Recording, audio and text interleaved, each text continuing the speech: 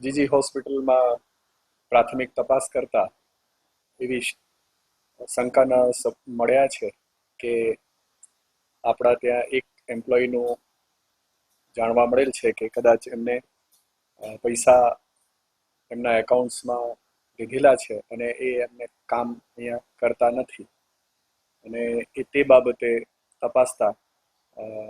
એવું જાણવા મળેલ છે અને જેને લઈને હોસ્પિટલ તરફથી એફઆઈઆર કરવામાં આવેલ છે. એટલે આ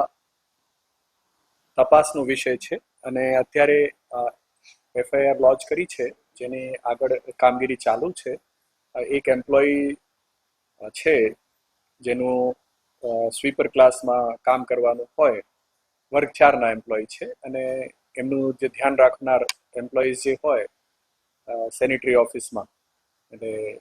સેનિટરી ઇન્સ્પેક્ટર હોય અને એની સાથેના બીજા કર્મચારી જે છે, એટલે એ કર્મચારીઓમાં અત્યારે પ્રાથમિક રૂપે શંકાનું પેલું થતા એટલે તપાસ માટે અને પોલીસને એફઆઈઆર કરવામાં આવે છે.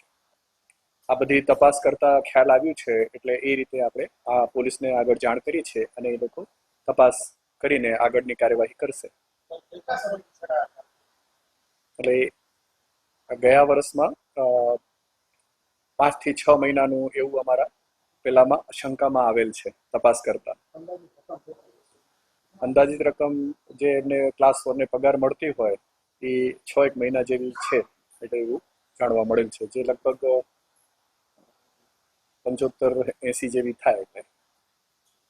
1000. હજી તપાસ ચાલુ છે.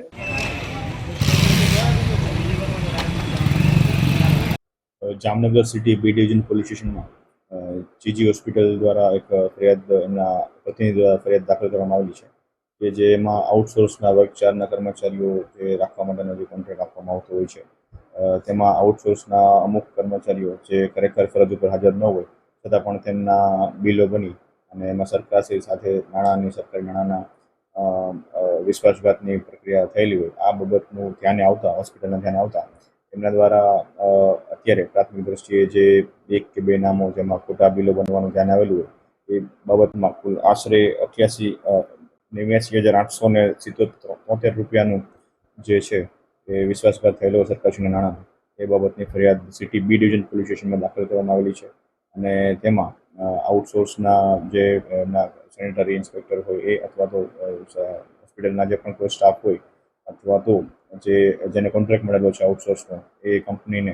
એમના લાગતા વળગતા કર્મચારીઓ અધિકારીઓને બાબતના વિરુદ્ધમાં આ પ્રકારની ફરિયાદ દાખલ કરવામાં આવેલી છે, જેની ફરિયાદ હાલ સિટી બી ડિવિઝન પોલીસમાં લેવામાં આવેલી છે અને તેમના દ્વારા તપાસ ચાલુ કરવામાં આવી છે.